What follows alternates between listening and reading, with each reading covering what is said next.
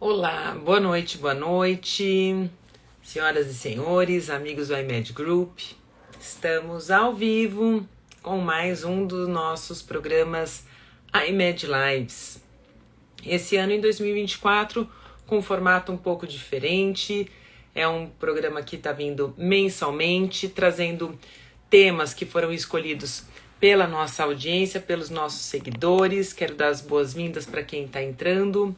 E hoje nós trazemos dois convidados muito especiais, que são da nossa diretoria do iMed Group, que nós vamos falar sobre o desenvolvimento das habilidades de liderança para médicos. Os nossos convidados já estão para entrar aqui conosco.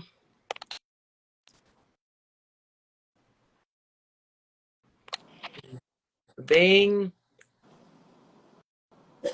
Bem-vindo, Leonardo. Oi, boa noite. Bem-vindo, Fábio. Oi, Elô, boa noite. Muito obrigado por terem aceitado o nosso convite. Dr. Leonardo Brauer é médico intensivista, é um dos nossos diretores do iMed Group. Fábio Giannini também faz parte da nossa diretoria, também médico intensivista. São dois líderes incríveis. E eu queria começar a nossa live pedindo para vocês compartilharem um pouco como que foi a jornada de vocês dentro da liderança e rapidamente. Bom, acho que eu vou começar então. Acho que o Fábio ficou esperando aí eu começar. Vamos lá. Os mais velhos primeiro, né, Fábio? Quase igual, Quase quase igual. igual, né? Se a gente vai diminuindo no tempo, né? A diferença diminui com o tempo. Eu acho que a minha primeira experiência de liderança foi logo saindo da residência, onde por falta aí de uma liderança local, eu comecei a organizar um grupo dentro de uma UTI, para prestar serviço dentro de uma UTI. E foi totalmente sem preparo prévio, né? Foi aquela coisa do tipo, eu acho que, fazendo uma comparação, né? É igual quando você vai tocar a sua primeira parada cardiorrespiratória na vida, né? Você vai lá e do tipo, você às vezes não tem um treino de como você coordena aquela equipe para tocar a parada. Você tem o treino na parada, mas você não tem um treino de como coordenar a equipe na parada. Eu acho que foi mais ou menos a mesma coisa como é que eu coordenei essa equipe inicialmente. Não vou dar spoiler aí de todo depois o preparo que a gente fez e competências que a gente estudou e etc. Mas foi o famoso ou nada ou afunda, né? Do tipo, você cai na água e depois você vai ver como é que você vai conseguir nadar e ficar, manter sua cabeça fora d'água. Essa foi minha primeira experiência aí, então tem mais de 20 anos isso aí. O, e o Léo foi meu líder nesse Nessa projeto aí. primeira Foi ele que experiência, levou. exatamente. Foi, foi. Você pode até dar um feedback aqui, ao vivo, né, para todos, né? Como é que foi o seu primeiro, minha primeira liderança? Não, eu acho que foi tão boa que eu gostei tanto da coisa que resolvi trilhar uma trilha muito parecida, né? Fazer caminho de gestão e a liderança vem junta. Mas, Elo, eu acho que a primeira experiência mesmo, ela ainda vem na época da faculdade, né, você acaba tendo... O esporte é um momento onde a gente, né, mexe muito com liderança. Eu tive a oportunidade de jogar algumas coisas durante a faculdade, futebol especialmente. Aí depois, quando a gente está na residência, você tem, é muito hierarquizado, então você tem, principalmente quando você, né, passa para o nível de R2, você já tem uma liderança em cima dos R1, em cima dos internos, enfim, preceptoria. O Léo foi meu preceptor também, eu era R1. Então, é uma oportunidade muito grande de liderança. E aí, depois, na coordenação de equipes, a gente.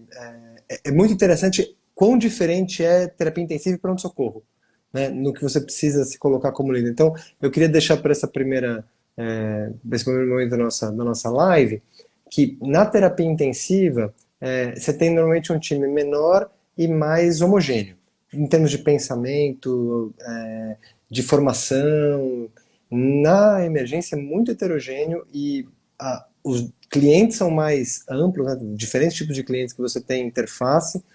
Então, as necessidades, as competências que você precisa são muito diferentes. Então, eu acho que a primeira sempre foi começando do zero, né? O Léo contou uma experiência onde ele começou do zero. Eu acho que a gente começa do zero várias vezes. Na preceptoria, me senti começando do zero. Depois, na UTI, primeira liderança mais diretamente de gestão do zero. E a primeira de pronto-socorro também muito do zero, porque é muito diferente o ambiente que você está e os colegas que você tem que liderar. Maravilha. Acho importante que vocês pontuaram a liderança no sentido de gestão e a liderança enquanto você exerce influência e não necessariamente ligada a um cargo, né? E eu acho que a gente, enquanto médico, a gente às vezes acaba exerce a liderança ou a gente tem um cargo de coordenação de chefia, a gente exerce de uma maneira muito orgânica, porque a gente entende como que aquele setor funciona e o que pode ser feito para melhorar nesse sentido. E qual que é a importância? A gente, na nossa caixinha, conversou com as pessoas um pouco sobre a importância de um médico ele ser bom tecnicamente para depois ir para a liderança, se é necessário ou não. Qual que é a opinião de vocês a respeito? Eu acho que dentro da medicina é um setor, o setor da saúde é um setor especial nesse sentido, né, onde os liderados eles esperam uma boa qualidade técnica do seu líder. Embora a gente saiba que isso não são condições tão importantes assim para você ser um bom líder. Você tem que, obviamente, saber do conteúdo, né? Saber do que você do que é aquele conteúdo que você vai executar a sua liderança. Mas você não precisa ser o melhor especialista naquilo, né? Só que o médico é o contrário. Ele, por ser um grande especialista naquela área, e depois ele vai ser líder. E são coisas totalmente diferentes, né? São carreiras totalmente diferentes.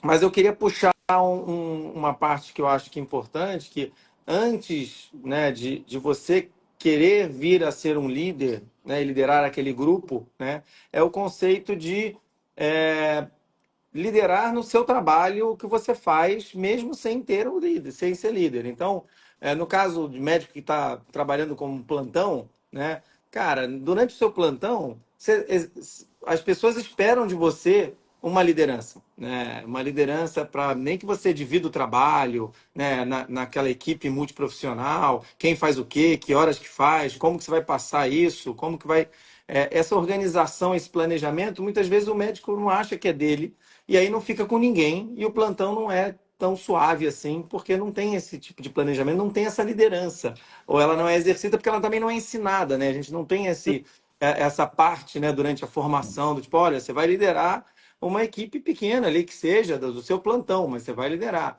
Ou o médico do consultório, ele tem uma secretária, às vezes ele tem um outro colega que trabalha junto e tal. Se ele não fizer o mínimo da liderança e o mínimo da organização, também as coisas não vão sair da melhor forma. Então, acho que eu chamo a atenção para isso, porque não, eu não quero ser líder, mas você tem algumas habilidades a serem desenvolvidas mesmo sem querer ser liderança para não líderes. Uhum. Eu concordo plenamente com o Léo. O próprio papel do médico dentro da equipe multi vai acabar, né, colocando ele nessa posição de líder. É só pegar um emergencista ou intensivista numa situação limite, uma parada cardiorrespiratória, uma intubação, enfim, vai acontecer. Mas eu queria colocar, somar o que o Léo falou, dois pontos.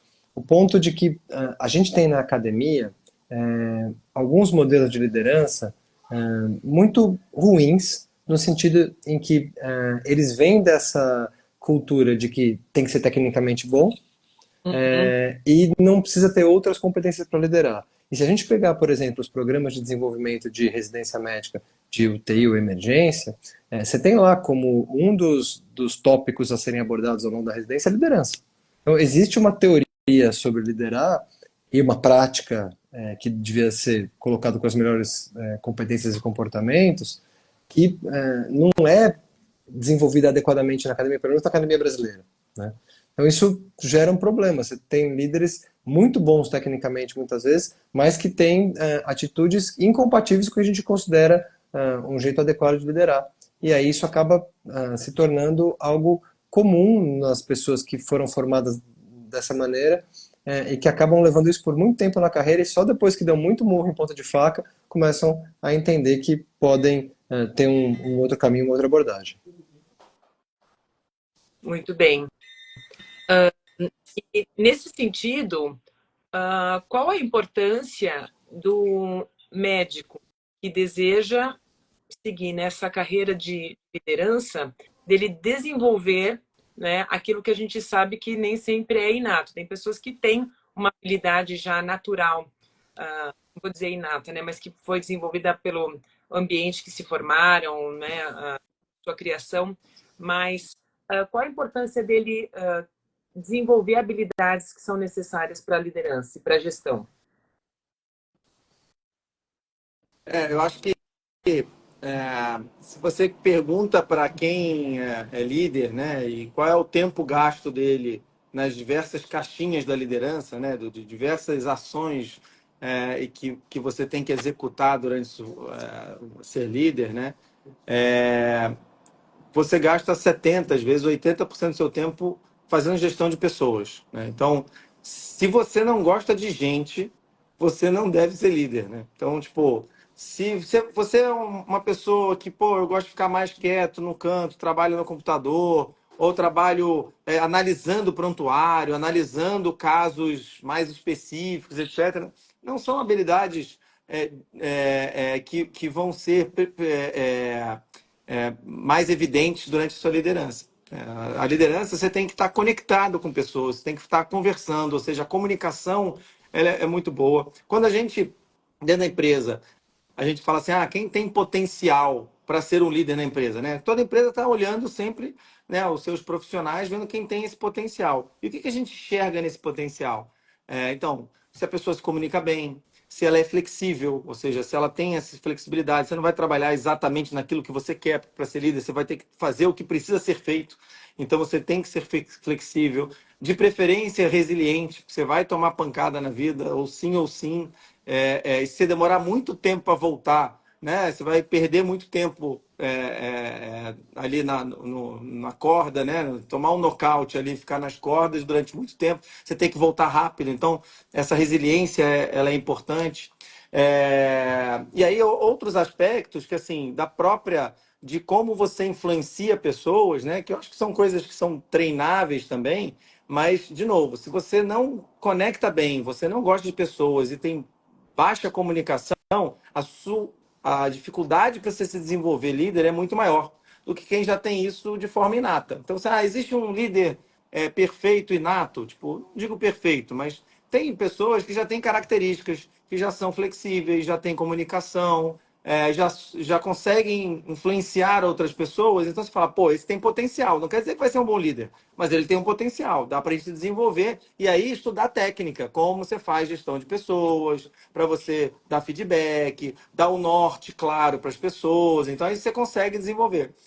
A gente já teve a gente aprendeu isso a duras penas, né? Pegar alguém que não tenha boa comunicação, que não tenha boa influência no grupo, mas por ser bom médico, por ser tecnicamente muito bom, a gente fala, cara, essa pessoa, né, merece ter essa chance. Mas o custo de desenvolvimento é muito maior. Vou deixar o Fábio falar um pouco também. Acho que é importante separar liderança de carisma. Tem gente que é profundamente carismático, mas falta algumas competências, muitas vezes, como as que o Léo falou. Então, às vezes, o carisma é inato, né? Dependendo de uma série de... A liderança, às vezes, acaba vindo no primeiro momento por isso, mas aí falta inteligência emocional para se colocar em diferentes situações que vão aparecer. Falta a capacidade de escutar, muitas vezes. Isso é um problemaço no meio médico. Muita gente, né, tem todas as soluções, tem uma certa arrogância que, dependendo do local onde você se formou, eu brinco que vem até na água, você precisa tomar muito, você tem problemas depois.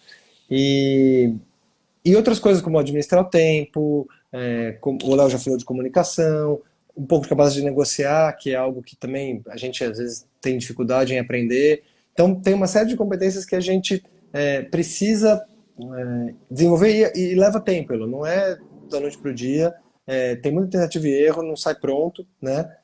A gente aprende muito com as falhas que a gente teve ao longo da jornada, mas além de tudo isso, aquela vontade de aprender um pouquinho mais o tempo todo. Acho que isso uma outra qualidade fundamental de ser desenvolvida. Você sabe, Elô, que tem uma pesquisa que eu li recente daquela Gallup, que eu achei bem interessante, até para a gente aprender. A gente está sempre buscando líder, né? Tanto internamente quanto no mercado, que eles perguntaram qual o percentual, né? Quantas pessoas ali os profissionais que foram entrevistados que gostariam de ser líderes. Aham. E aproximadamente foi um terço que falou que gostaria de ser líder, né? Um terço dos profissionais. Dois terços já de antemão falaram, não, eu não tenho interesse em ser líder. E dentro desse um terço eles foram perguntar, mas por que você quer ser líder, né? O que é a sua motivação para ser líder? E aí, pasme, dois terços disseram que é porque eu vou ganhar mais e vou trabalhar menos. Opa. Então, eu acho que. E ainda um percentual relevante falou, não, pelo status de ser líder. Então, assim, isso é importante a gente dar uma desmistificada nisso, né? Porque não escolha ser líder pelo motivo errado, né? Pelo motivo que até você vai se enganar, você vai ter gastar seu tempo, né, de desenvolvimento, dinheiro, etc. E vai chegar lá e você vai ver que não é uma condição de que a líder ganha mais, né? Então, na medicina isso é claro, e tem muitas outras áreas, né, em que o especialista às vezes ganha mais, um consultor ganha muito mais às vezes, o cara ser consultor numa área, ele ganha muito mais do que ser um líder de muita gente. Trabalhar menos, então, esquece, né? Porque é o contrário. Aí você é 24/7, né? Você trabalha 24 horas, 7 dias na semana, porque você tem que estar ligado o tempo inteiro. Então, é um outro tipo de trabalho, né? Talvez para o médico, ele não vai estar aquelas 12 horas de plantão lá e depois, só que o médico, depois das 12 horas de plantão, ele vai para casa e ele tem as outras 12 horas de descanso, né? O líder pode até trabalhar, não 12, 10 naquele dia ali, mas aí ele foi para casa respondendo o telefone, aí ligaram para ele de noite porque aconteceu um problema, e aí mandaram Uhum. mensagem e etc. Então não para nem um minuto, né? Então, e a questão do status também vem de encontro que eu falei antes, né? Tipo, ser líder é gostar de pessoas, é conectar com pessoas.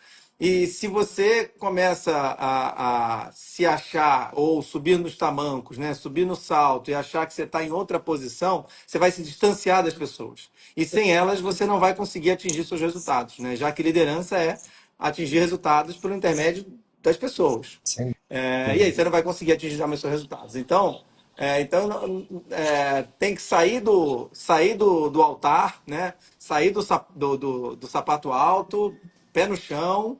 As pessoas têm que te enxergar como frente de batalha também, né? Não é porque você está ali organizando o trabalho, mas são várias questões que eu acho que a gente tem que desmistificar dentro da questão de ser líder. Boa.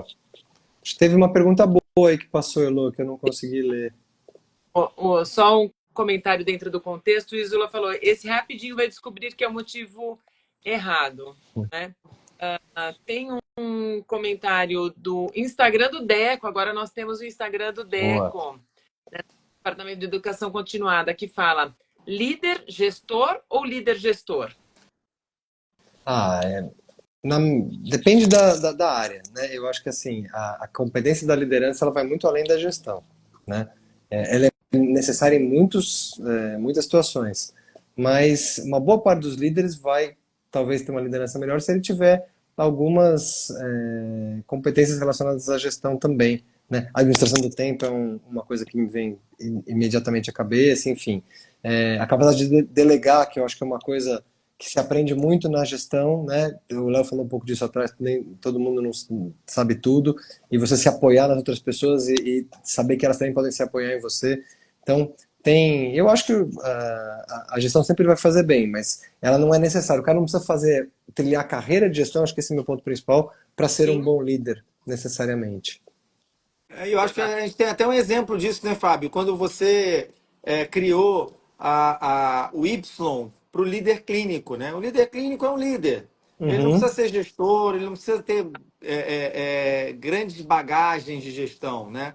É, quando você vai para o outro lado do Y, né, da carreira, que você quer realmente seguir a carreira de gestão, aí sim, você tem que ter visão de negócio, visão sistêmica, Uhum. tem que talvez trabalhar um pouquinho, pô, DRE, como é que eu analiso esse DRE e tal. O líder clínico, ele sendo um bom médico, tendo já características de liderança, entender, gostar de pessoas e ao mesmo tempo ser Uhum. um bom técnico, né, no que ele faz, Uhum. ele consegue ser um bom líder. Ele já é um líder e ele não precisa ser gestor, né? Então acho que isso é importante para o médico ter também essa divisão e falar, pô, é isso que eu quero, ou não, eu quero realmente seguir na gestão, né? Mas acho que sim. Exato. Eu lembro que uma vez me perguntaram sobre a minha questão de carreira, e eu lembrei daquele livro do Rancharan, do Pipeline da Liderança. Aham. Olha, eu sou educadora de gestores, então eu influencio líderes, né, de pessoas. Então eu cheguei no terceiro patamar, eu não preciso ser chefe deles, né, Sim. mas como educador, exerço a liderança, então eu avanço na carreira nesse sentido, até mesmo porque o educador também tem o seu poder de liderança, De e o líder influência. também tem o poder tem a sua questão de ser um bom educador, né? Fala. Tem uma pergunta do Thiago Constâncio, Opa. nosso parceiro do canal. Até onde vai a responsabilidade da atual geração de líderes a respeito do entendimento dessa nova geração sobre liderança? Cara, vou começar, Léo. Eu tenho um problema Tiago, muito obrigado pela pergunta, a pergunta é ótima, mas eu tenho um problema com essa história do carimbo de dizer que o problema é geracional.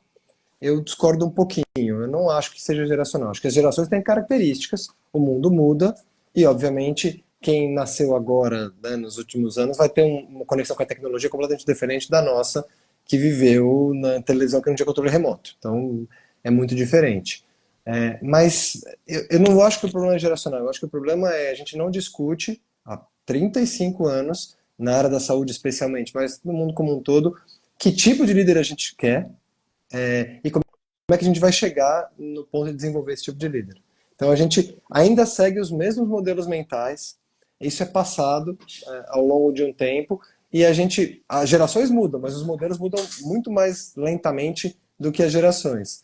E aí a gente quer, né, as mesmas, com os mesmos processos, resultados diferentes. Acho que não vai acontecer. Então acho que a gente precisa discutir que modelo de liderança a gente acha que é fundamental, para aí sim discutir com a geração, numa linguagem que cada geração vai entender e vai se engajar de uma maneira diferente nos modelos, mas tem que discutir com eles também. Não dá para falar, chega a geração X aqui, que nós três somos geração X, e fala, olha, Z, agora vai ser assim, tá? O modelo de liderança é esse, sem combinar com os russos. Não vai dar certo. Entendeu? Então acho que esse é o ponto. Tem que discutir o modelo e discutir com frequência. Falar, olha, tá mudando, agora tem isso, agora tem a inteligência artificial, agora tem aquilo lá. Como é que nós vamos liderar nesse mundo novo que tá. E daqui 5 anos de novo, e daqui 5 anos de novo, e assim vai. É, E exercer uma empatia para isso, né?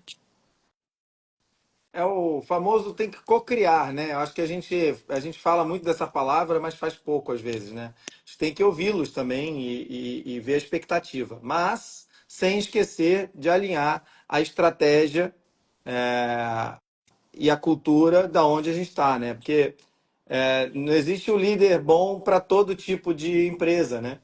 Depende da estratégia, depende da cultura, e aí vão depender as competências que vão ser selecionadas para aquela cultura, naquela estratégia. O problema é que tem empresa, e aí a gente está falando aqui de área de saúde, mas no geral, que não tem isso muito definido, né? Às vezes tem uma estratégia ou tem uma estratégia descrita, mas tem incentivos e culturas que você fala, putz, mas não está alinhado com essa estratégia. E aí você não vai saber o que você vai selecionar, né? Vai definir competências ou vai definir um líder, um estilo de liderança que não é compatível com aquela cultura para atingimento daquela estratégia de negócio. Então, e hospital é isso, né? Quem nunca já sentou numa diretoria e ouviu do tipo, agora a nossa estratégia é ir atrás de paciente complexo. Cara, tipo, beleza, vamos lá. Mas é um desenho para ir complexo. Aí no dia seguinte não, vamos agora pegar mais pronto-socorro e atendimento de dengue. A gente tem que atender todo mundo que. Você fala, cara, mas aí, peraí, é paciente complexo, você vai fazer um tipo de desenho, você quer um tipo de líder que vai pegar um cara mais, né? Como é que eu trato um paciente complexo e eu mesmo do lado com 10 atendimentos por hora de dengue? Então, essas definições que às vezes não são muito claras daquela empresa, a gente está falando de hospital, mas da empresa, dificultam na hora de você ver que cultura você precisa e que profissional você vai selecionar e que tipo de liderança, que estilo de liderança vai ser importante para aquilo, né? E é muito legal você falar isso, porque aí o líder fica confuso, né? E o liderado percebe imediatamente. E a performance daquele time vai cair no momento seguinte. Então, o impacto da cultura e, né, da estratégia mal desenhada na performance do líder. Isso é muito interessante. Enfim, Tiago comentou, muito boa visão, obrigado. Precisamos inspirar as novas gerações a liderar e tornar a saúde melhor. Contato. O Tamo Isola junto. comentou, não há leadership, followership. Isso, inclusive, foi um simpósio que a gente fez para os nossos instrutores dos cursos, né? Falamos sobre o Boa. followership, né? Líder precisa conhecer em detalhes o perfil dos liderados. E eu queria saber de vocês, dentro do perfil que a gente atende, que é uma liderança e gestão dentro de linha crítica, alinhados com os nossos valores da IMED de trabalho em equipe, de procurar sempre a segurança do paciente em primeiro lugar, de procurar inovação, de procurar ter eficiência. Qual seria o perfil de um líder altamente eficiente? Boa. Quer começar, Léo? Posso começar. Então, como a gente falou aqui, eu acho que uma das características que eu mais procuro inicialmente é que a pessoa seja flexível, porque vai precisar de flexibilidade. Hoje no mundo, e a gente tem que diferenciar, né, ele tem que ter adaptabilidade. A gente fala de adaptabilidade que não tem, pode parecer a mesma coisa que flexibilidade. Não. Ser flexível o mais claro, né, o mais de um cuidados críticos, né, é você estar num setor e você precisa fazer alguma coisa que não é do seu setor, você precisa acrescentar no escopo daquele dia, estão te pedindo, e aí você vê isso claro. Tem gente que fala assim, não, não, eu estou contratado, meu plantão é aqui para fazer isso, não vou fazer mais do que eu estou sendo contratado.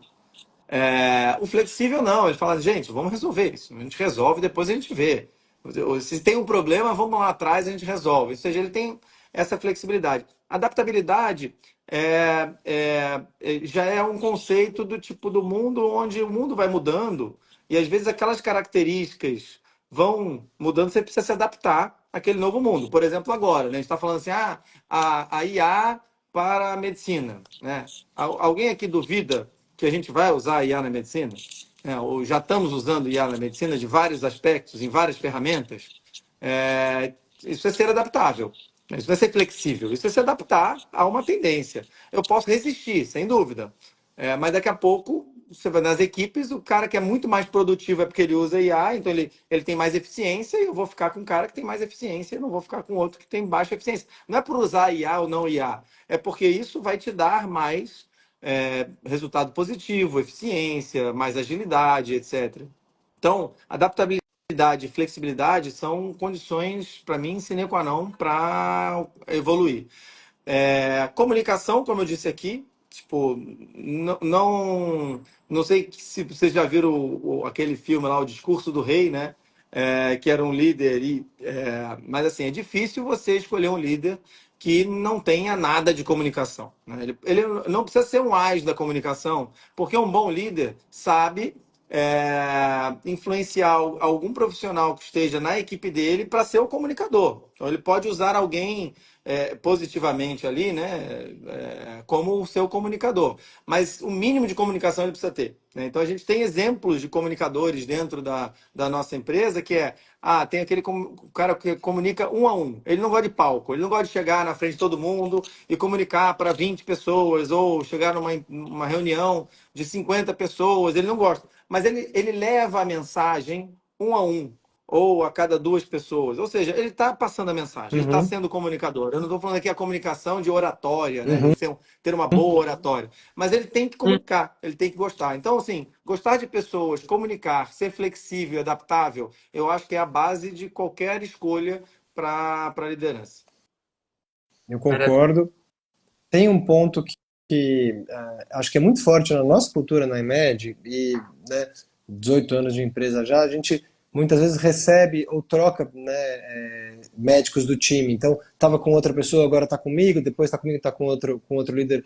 E uma coisa que os próprios médicos do nós tivemos falam, cara, aqui vocês são todos muito disponíveis. Sempre que a gente precisa, é muito fácil o alcance, está muito perto da gente, a gente se sente respaldado. Então, acho que essa característica, que é uma coisa forte da nossa cultura, é um diferencial. A outra tem, óbvio, a ver com gestão, mas acho que o líder tem que estar conectado com as exigências das instituições. E tem algumas na área da saúde que não dá para desconectar hoje. Então, o cara está minimamente conectado com as questões de sustentabilidade, e não precisa ser o maior planejador econômico-financeiro do pedaço, mas pelo menos ter uma conexão clara e saber para onde as organizações estão apontando.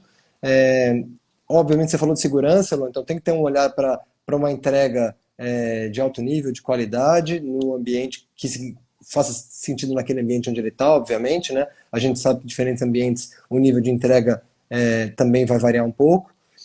E o cara tem que ter um olhar para como é que ele está entregando essa experiência para os pacientes.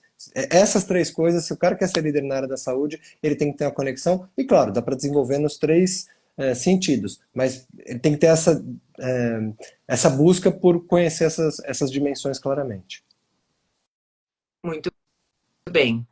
Agora eu vou aproveitar um pouquinho da experiência e da expertise de vocês e fazer algumas perguntas, algumas dicas de como a gente lidando, né, seja em UTI, seja em pronto-socorro, num ambiente de alto estresse, de alta tensão e com necessidade de rapidez em tomada de decisão, como que a gente consegue manter a motivação e engajamento da equipe? Boa. Bom, vamos lá. Eu acho que isso é um tema aí para a noite inteira, né? Se a gente for falar sobre motivação. Mas Workshop. vamos conversar pelo básico, né? É, eu acho que o profissional da saúde ele já tem um ponto positivo em relação, às vezes, a algumas outras indústrias, né? A indústria da saúde, habitualmente, seja enfermagem, físio, médico, etc., já tem um propósito definido, né? Então, eu vou chamar isso de motivação intrínseca, né? O que nos move já é uma motivação intrínseca. E aí, sem querer ser polêmico já sendo, a gente, na verdade, não motiva ninguém. A Aham. motivação, principal motivação é nossa intrínseca. Na verdade, o que a gente faz é desmotivar. A gente consegue desmotivar as pessoas, mas motivar, assim, acho difícil. As pessoas podem se encontrar numa empresa porque seus valores são compatíveis com os valores da empresa, então ela se mantém motivada porque os valores são compatíveis. Aquela cultura agrada, não é uma cultura tóxica, não é uma cultura. Ele se sente seguro em trabalhar ali, e aí segurança, estou falando de segurança psicológica, então ele não se desmotiva por conta disso.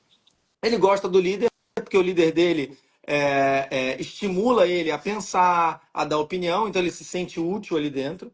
Então ele também não se desmotiva por isso. Mas o principal é a motivação intrínseca, é o que faz você sair de casa todo dia para trabalhar, que cuidar por uma boa medicina, cuidar bem dos pacientes, conseguir entregar os nossos pacientes para suas famílias de volta.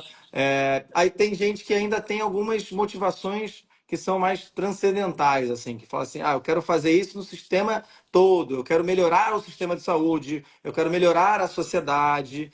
Mas, assim, óbvio, ele tem uma motivação intrínseca já, que é aquela de cuidar do seu paciente, fazer um bom trabalho com autonomia e dando bom resultado.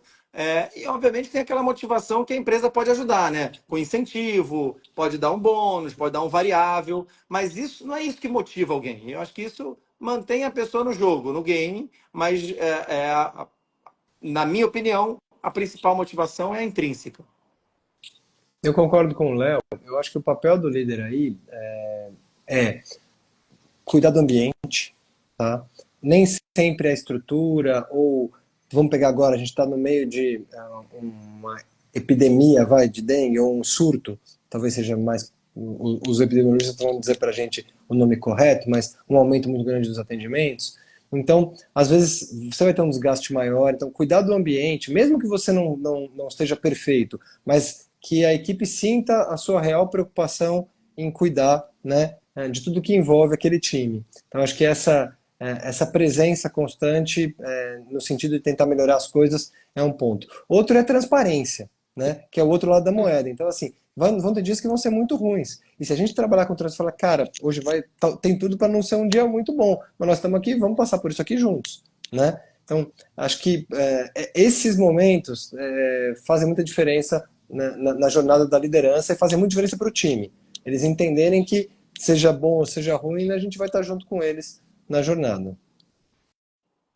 Muito bem.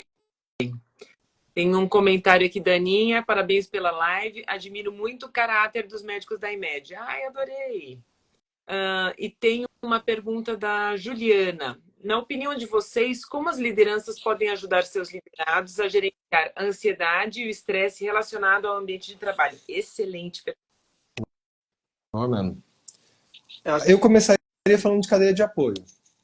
Acho que ter isso muito claro, quem ajuda, como ajuda, quais são as aferências para você buscar, é o primeiro ponto, assim. Acho que o Léo ia falar, cortei, mas eu queria lembrar da cadeia de apoio. Não, eu ia falar assim, eu acho que isso é uma condição do nosso trabalho. Tipo, não tem como não ter ansiedade no que a gente faz, não tem como não ter se sentir pressionado, né, no que a gente faz.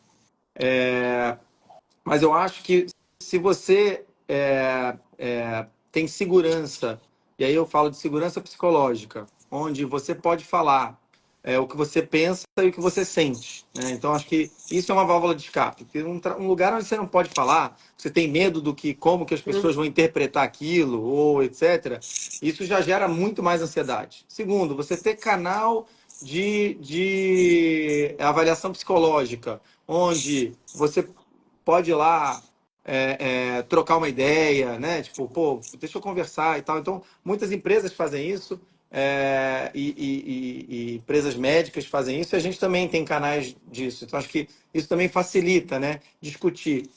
Eu lembro, Fábio, você fez a mesma residência do que eu, que trabalhava-se com tutorias, né?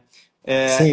Essa discussão com tutores eu acho que é muito boa, porque é um outro canal, às vezes você não quer se abrir com o seu líder direto, mas talvez conversar com algum tutor, que seja alguém mais sênior na equipe, ou alguém que circula ali, que você tenha alguma afinidade, isso é muito bom, porque falar às vezes resolve o problema, falar diminui o problema, né? E até uma pessoa que pode te indicar, tipo, não, ó, procura lá conversa com a nossa psicóloga, ou com isso, né? E tem que ter válvula de escape, do tipo, você tem que estar livre de chegar para o seu líder e falar, cara, eu tô há 10 dias trabalhando todos os dias, atendendo sem parar, eu preciso ir pro meio da mata, respirar fundo por 2, 3 dias e aí eu volto outro.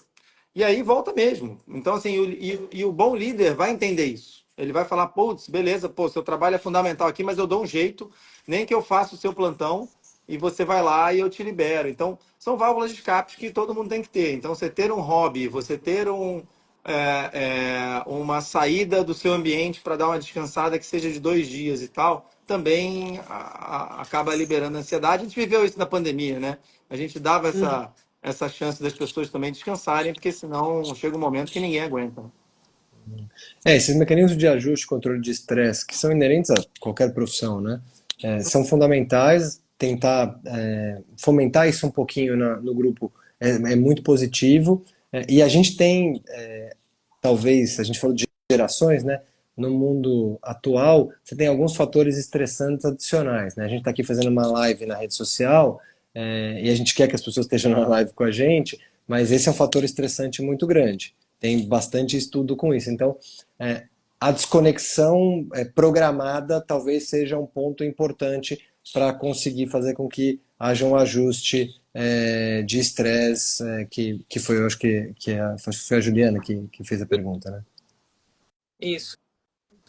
E tem outras coisas ambientais também, né? A gente é muito em ambiente fechado, né? Tanto pronto-socorro e UTI, você não sabe se lá fora tá dia, tá noite, tá sol, tá chuva, raio, trovoada, né? Então, fazer alguma coisa ao ar livre, ver o céu, né? Você se conecta dessa maneira para mudar o ambiente também é muito. Tem um comentário aqui do Tiago Constâncio. Gosto muito do exemplo do Bob Bauman, técnico do Michael Phelps, que precisou se reinventar e dar muitos motivos para o Phelps continuar com ele como técnico, mesmo depois de muitos ouros. Excelente. Tiago, nessa mesma linha, você tinha comentado sobre gerações. Eu gosto muito do exemplo do Bernardinho, que ele foi técnico e teve muitos louros na seleção, dirigindo seleção masculina, seleção feminina, em muitas gerações diferentes, né? Então, ele era técnico quando era adolescente, né? E ele continua sendo técnico e tendo êxito, né? Ele é um cara que conseguiu se adaptar ao longo do tempo no estilo de liderança dele, né? Fato. Muito. Agora, ainda abusando da expertise de vocês, queria que vocês comentassem para os líderes novatos, quais são as principais armadilhas que quem está iniciando na gestão deve evitar? Boa. Bom, vou começar. Vou tentar lembrar aqui, né, das armadilhas. Mas tem uma armadilha foi a primeira que eu caí, e eu sei que o Fábio também caiu, ele vai gostar, que é trabalhar com amigos. É muito legal, né? Só que amigos é aquele que você leva para o bar e toma cerveja e fala besteira. E é ótimo como válvula de escape, inclusive. Você não pode fazer isso no seu ambiente de trabalho, então você tem que dividir. Teoricamente, não tem problema nenhum você trabalhar com amigos. O problema é você não dar esse limite. Até Sim, onde é o bar, quando a gente fala besteira, e até onde porque as pessoas não veem esse limite. Se você não deixa ele muito claro, então essa é uma grande armadilha. É muito legal, quando você está no plantão, você dá plantão com seus brothers, né? 2, 3 lá no mesmo plantão, é super legal. Na hora que você tem alguma liderança sobre o grupo, isso já não passa a ser muito legal, porque as pessoas vão confundir. Então, essa é uma grande armadilha que a gente tem que tomar cuidado. Uma outra armadilha é você achar que você é superior, ou você está num local hierárquico superior aos outros. E aí, por isso, você se sente mais importante, talvez, ou isso é um reconhecimento para você. Porque, como eu falei antes, você vai perder canal de comunicação.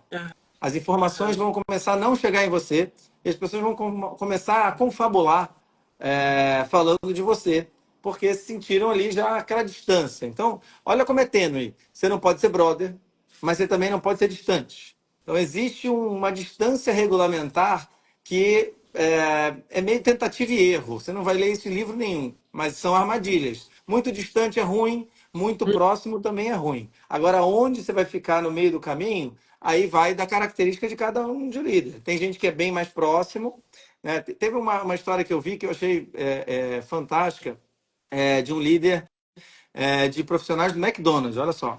E estavam falando isso, a falácia que até o Fábio foi contra aqui, de que essa geração nova, geração Z, tem valores invertidos ou não querem nada com nada, né? Ele foi atrás dessa informação, até porque quem é atendente lá do McDonald's é muito o primeiro emprego, às vezes, né, das pessoas, né? Tipo, é o primeiro emprego de todo mundo, né, e tal, o cara vai entrar no mercado de trabalho e tal.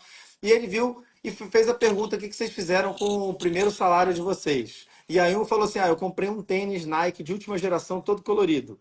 O outro falou: eu comprei um iPad. O outro comprou: eu comprei uma bicicleta, tipo, leve, dessas mais leves e tal, de marcha e tal. Aí, tipo, a primeira impressão foi: cara, realmente eles não têm nada na cabeça, né? O primeiro salário já e tal, e foi perguntar para eles. E aí o primeiro falou assim: não, eu comprei o tênis porque meu irmão sempre sonhou em ter um tênis desse de última geração. E agora eu tive essa oportunidade. Ele nunca teve um tênis desse, ele tive a oportunidade de dar para ele.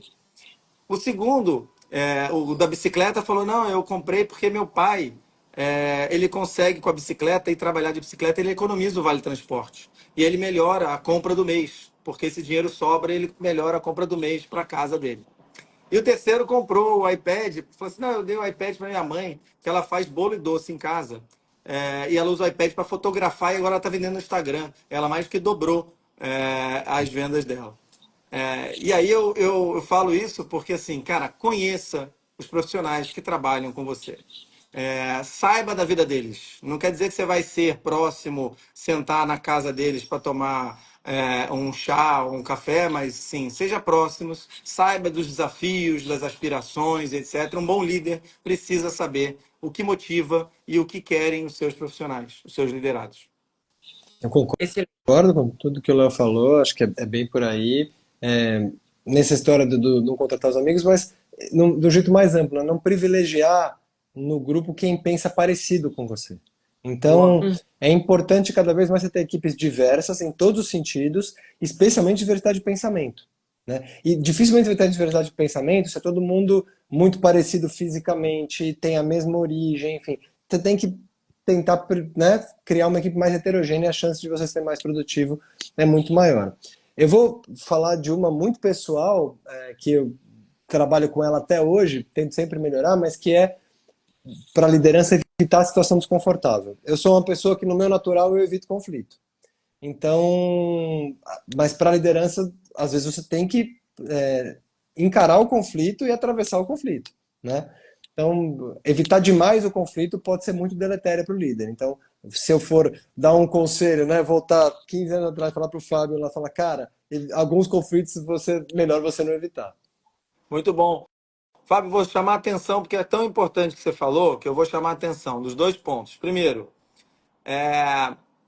as pessoas que você privilegia no trabalho normalmente são aquelas pessoas que são parecidas com você,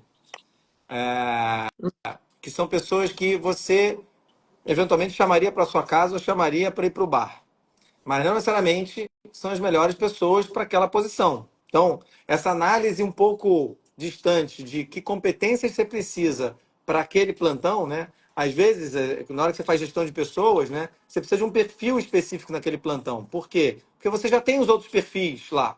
E se você sempre procurar alguém parecido com você, não necessariamente você vai ter o melhor time. E aí vem o que o Fábio falou sobre diversidade aí cognitiva, né? Digamos assim, pessoas que pensam diferente. E a outra coisa que o Fábio falou, que eu acho que vale chamar a atenção, da história do conflito. Eu tinha antes uma ideia de que conflito era uma coisa ruim. E conflito não é ruim. Né? Num lugar onde todo mundo concorda com tudo, provavelmente está passando coisa. Está passando diagnóstico, está passando alguma coisa que você não viu e ninguém viu, porque todo mundo pensa junto e todo mundo concorda em tudo. Então, um lugar onde as pessoas discordam, onde um quer ir por um caminho, o outro quer ir por outro caminho, o outro... Isso é muito bom. Né? E esse é o conflito que a gente deve, inclusive, promover.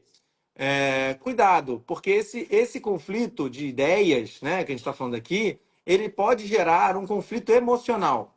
Porque às vezes quem pensa diferente, a pessoa fala assim: ah, mas o fulano é assim, mas o fulano é assado, ele usa meia assim a colar, ele tem esse tipo de vida assim, assim, assado. Aí vira uma coisa emocional. Esse o líder tem que repudiar. Ele tem que chegar e falar: gente, para. A pessoa pensar diferente é bom. Então, trazer esse tipo de discussão em relação, certamente os nossos pacientes vão ganhar com isso, né? Com esse tipo de conflito. Então, o medo do conflito do Fábio não é bom, sem dúvida, para um líder, ele não tem que ter medo de conflito, mas a gente tem que saber discernir que tipo de conflito está acontecendo na minha equipe e de que forma eu vou promover até aquele conflito e moderar aquela discussão para que não vire um conflito emocional. É isso aí. Já que gere maturidade, né? Esse tipo de gera maturidade e crescimento pessoal e profissional para as pessoas. Muito bem, excelente. Tem um comentário do Deco: armadilha de achar que é líder eterno ao invés de estar líder naquele momento. Sim. Tiago, Comentou, excelente live, muito obrigado. Tolerância e diversidade são temas da pauta. Forte abraço. Obrigado pelo comentário, Thiago. A gente está indo para os momentos finais da nossa live, que a gente poderia ficar aqui, como o Léo disse, a noite inteira discutindo, porque tem N questões acerca do desenvolvimento da liderança, que cada um deles renderia sozinho uma live. Queria que vocês rapidamente comentassem qual o maior aprendizado que vocês tiveram enquanto líderes nesses anos de gestão em linha crítica.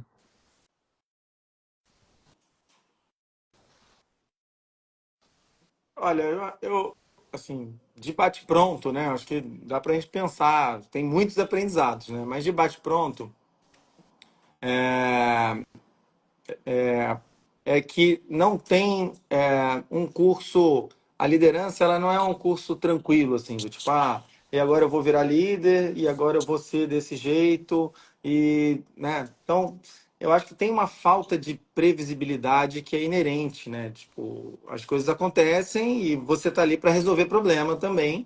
É, e você está ali para desenvolver pessoas, resolver problemas e entregar no final do dia entregar resultado, né? Na verdade, você está ali para entregar o resultado e aí você para entregar esse resultado vai ser por intermédio de pessoas e aí os problemas vão acontecer e você tem que desenvolver pessoas. Então,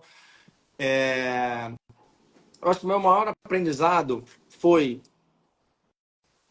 onde começar quando você chega no caos, né? E você está no meio de um caos, é respirar fundo e falar assim, não, isso é difícil, sem dúvida, mas se eu não tivesse aqui, isso seria bem mais difícil. Tipo, eu consigo resolver isso, para e passo.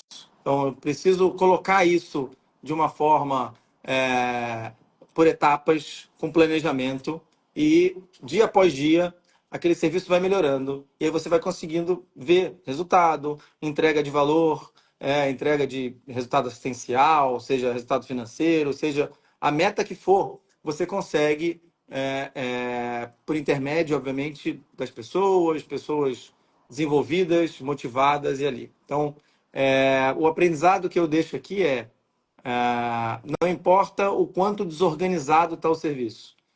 Existe uma cartilha aí de gestão, né? Onde se você analisa, ou seja, você faz o seu assessment do problema bem feito, você consegue planejar e colocar isso em prática. Acho que o workshop nosso de PS, por exemplo, que consegue analisar todas as etapas do PS, né? Do tipo, cara, o PS está um caos. Aí você fala assim, mas beleza, qual PS está o caos? É a frente, o meio ou o fundo? Cara, você já começou a analisar, você já começou uma parte analítica, que eu acho que o workshop faz isso, né? Tipo, cara, o problema da frente é diferente do problema do meio, que é diferente do problema do mundo. Então, vamos fatiar o problema e ver aonde que está o seu principal problema. O seu problema é de pessoas, o seu problema é técnico ou comportamental. Seu problema... Então, essa parte analítica, né, de você conseguir fazer um bom diagnóstico do que está acontecendo, e aí plano de ação, ou seja, uma cabeça analítica, eu acho que é o maior aprendizado que, pelo menos, eu consegui ter ao longo desses anos. Sensacional, eu concordo com essa visão do Léo. Eu vou deixar duas coisas. A primeira é que aquela história de que o universo frequentemente te surpreende, e as pessoas também. Então, apesar do maior preditor do comportamento futuro ser o comportamento passado, muitas vezes você tem surpresas, né? Então vale a pena investir. Sempre vale a pena investir nas pessoas. Você tem surpresas muito bacanas, com uma razoável frequência. Eu tive várias ao longo da carreira, e isso é muito legal. E a segunda, eu acho que a gente, além de todo o processo, né, do workshop que a gente falou e tudo mais, tem uma outra questão relacionada a pessoas que é o porquê. Às vezes a gente fala um pouquinho da agenda oculta, né? Mas quando você vê uma atitude, alguma coisa que está muito fora do padrão, por que essa pessoa está se comportando dessa maneira? Tentar realmente entender os porquês. Isso, a partir do momento que eu foquei mais nisso, isso me ajudou muito como líder, tanto com a equipe, quanto com pessoas que eu precisava interagir ao longo da jornada. Então, se preocupar com os porquês das reações, dos comportamentos das pessoas, se tornou uma coisa importante no meu dia a dia. Excelente. E tem uma outra frase, Elo, que eu gosto, né? Que a gente fala muitas vezes, que gestor não tem rancor. Né? Então, isso é uma outra aprendizado. Tipo, não é porque algum profissional fez alguma coisa que você não gostou, que ele está fora do seu pipeline de desenvolvimento, não. Muito pelo contrário, né? Ele precisa de atenção, ele precisa de desenvolvimento, ele precisa entender aonde aquilo com feedback não foi legal, ou não acrescentou ali para o grupo, né? Não trouxe nenhum benefício para o grupo. Então essa frasezinha, né, do tipo que o Fábio acabou de falar, né? Vamos investir em pessoas e tal. Às vezes aquele que você, às vezes nem tem tanto, falar, isso aí não vai muito, né? Vou dar o feedback porque ele merece um feedback, mas eu acho que não vai dar em nada.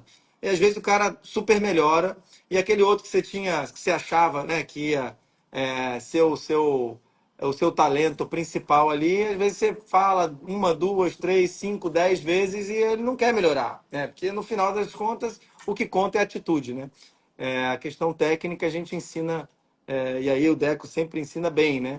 A questão comportamental sempre é mais difícil, né? Boa. Exato, exato. E aí, para finalizar, a participação incrível de vocês, queria que vocês comentassem o que iniciativa que nós, como empresa, temos para fomentar aspirantes a líderes novatos ou líderes mais experientes dentro do nosso grupo. Bom, vamos lá. Eu acho que primeira coisa, a gente tem o nosso modelo de gestão, que é o SIGO, né, que funciona nas unidades.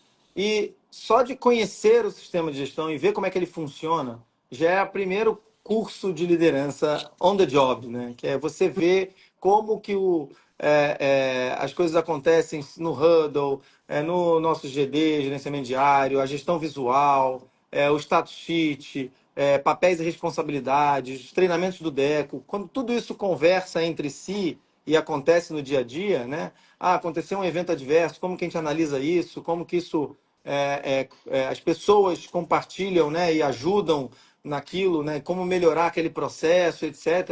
Esse trabalho em equipe, isso já é um treinamento, né? A pessoa já vai vendo, tipo, pô, eu quero estar, né, presidindo esse huddle aí, eu quero estar lá nesse huddle ajudando, sugerindo, fazendo as coisas. Então, essa é a primeira fase. Obviamente, a gente tem o curso de liderança, que é o curso mais formal, com a parte teórica e etc., que ele ajuda a um entendimento daquela prática, né? Tipo, eu estou fazendo isso na prática, mas de onde que vem essa teoria disso, né? E outra coisa que eu acho que vale o desenvolvimento, né, é que a gente faz isso muito internamente. E eu acho que a gente está num mundo atual de open source, né? Eu acho que a gente precisa fazer, da mesma forma que o nosso workshop de gestão de pronto-socorro é aberto a todos, né? Talvez o nosso curso de líder também tem que ser aberto a todos, né? Tem que chamar pessoas de fora que vão contribuir, né? O workshop de gestão a gente vê isso, né? Sempre vem alguém com uma ideia que trabalha em outro pronto-socorro, tem algum outro desafio e vem trazer esse desafio para a gente. E a gente, né, que adora problema, adora desafio, esse tipo de troca fica super legal, né? Acho que o workshop vai ajudar também aquele cara que agora terminou uma fase da formação e fala, puxa, agora eu quero um desafio maior, estou pensando em ser líder, que ele vai falar um pouquinho de algumas coisas que a gente falou hoje, né? Alguns pilares, né, de qualidade, experiência do paciente, sustentabilidade, enfim, vai ajudar nesse sentido. Tem outros cursos, né, Lô? Eu lembro que num dos nossos cursos, logo no começo a gente fala de liderança, porque tem que falar de parada, tem que falar de um monte de coisa, tem que liderar ali naquele contexto, né? E o outro ponto que é fundamental é a liderança pelo exemplo. Então, quem trabalha no nosso ecossistema está o tempo todo em contato com os líderes. Isso eu acho que tem muito valor. E aí ele vai aprender pelo comportamento, né? Isso é uma coisa que se passa e que para mim foi um grande aprendizado ao longo da minha carreira. Eu falo, tem 5 ou 6 pessoas com as quais eu convivi que acabaram me ajudando a moldar uma maneira de liderar que passa, obviamente, por uma parte individual, mas tem muito do que você vai pegando dessas pessoas. Isula está lembrando aqui também, temos o estágio de gestão para residentes. Sem dúvida. Residentes de último ano de medicina crítica, medicina intensiva e medicina de emergência.